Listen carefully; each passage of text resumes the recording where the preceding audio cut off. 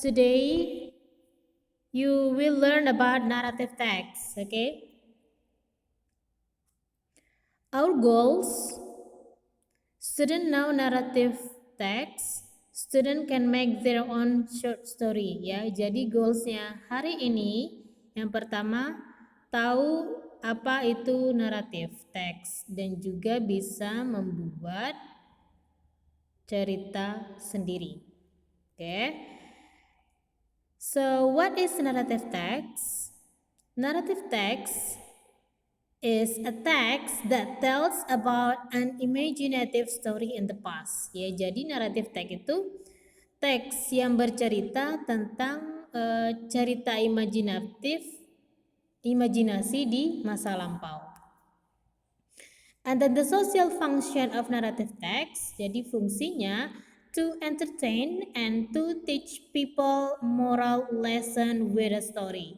Ya, jadi fungsinya itu tujuannya adalah untuk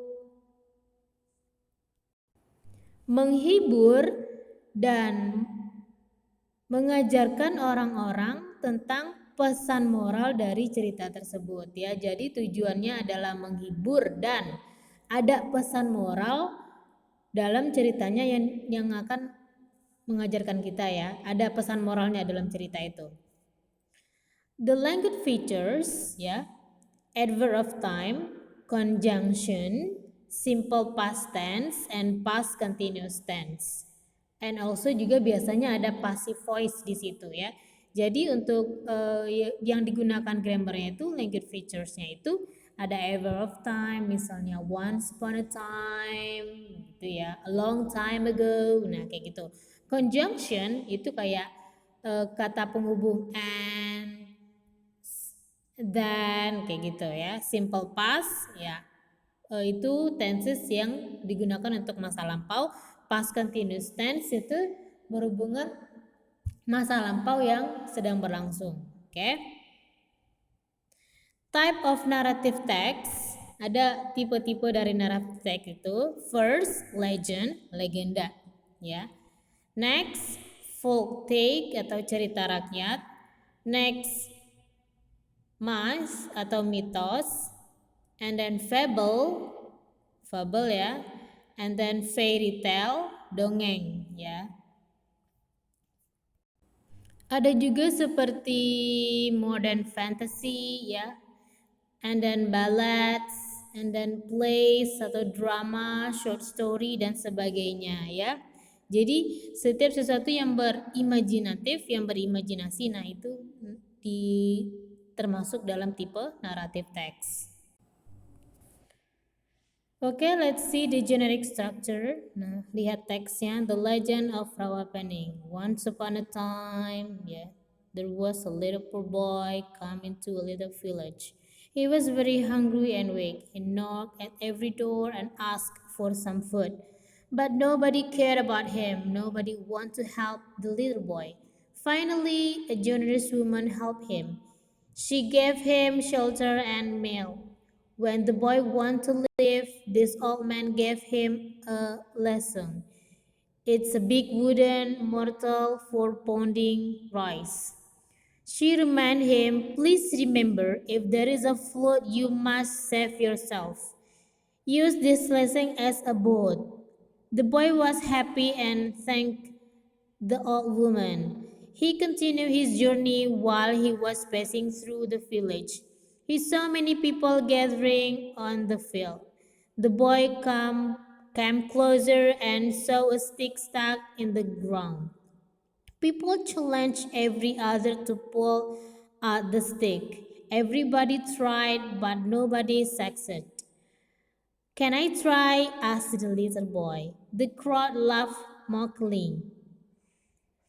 The boy wanted to try his luck, so he stepped forward and pulled out the stick.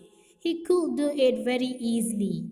Everybody was dumbfounded. Suddenly, from the hole left by stick, water spouted out. It didn't stop until it flooded the village, and no one was saved from the water except the little boy and the generous old woman who gave him shelter and meal. As she told him, he used the lesson as a boot and picked up the old woman. The whole village became a huge lake. It's known as a Rawa Pening Lake in Salatiga, Central Java, Indonesia. Nah, can you see itu the first paragraph itu orientation. Orientation introduce the characters and inform about time and place ya. Biasanya orientasi itu berisi tentang karakternya, informasi tentang waktu dan tempat. Second paragraph itu complication, tells the problem of the story and how the characters solve them.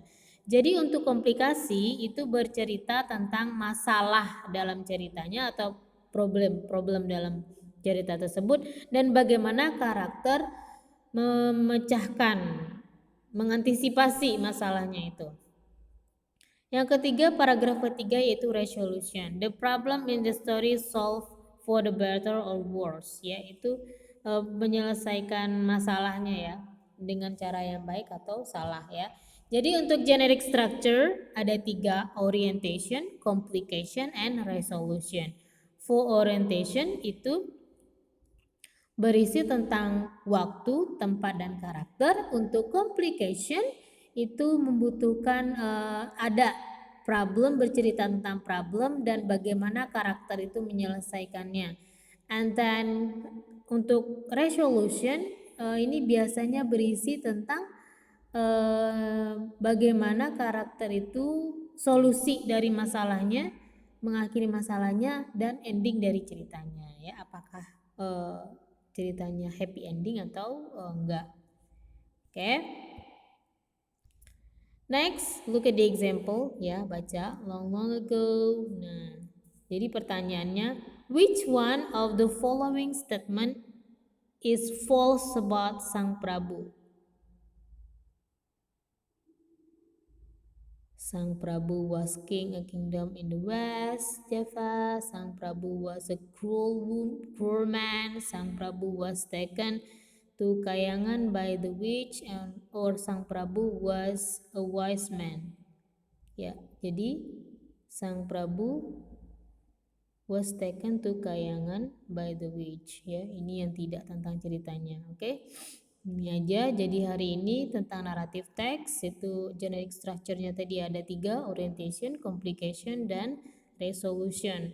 Ya, jadi tujuan dari naratif teks itu adalah untuk entertain, menghibur, dan teach people, dan mengajarkan people untuk pesan moral dalam ceritanya. Oke, thank you, see you.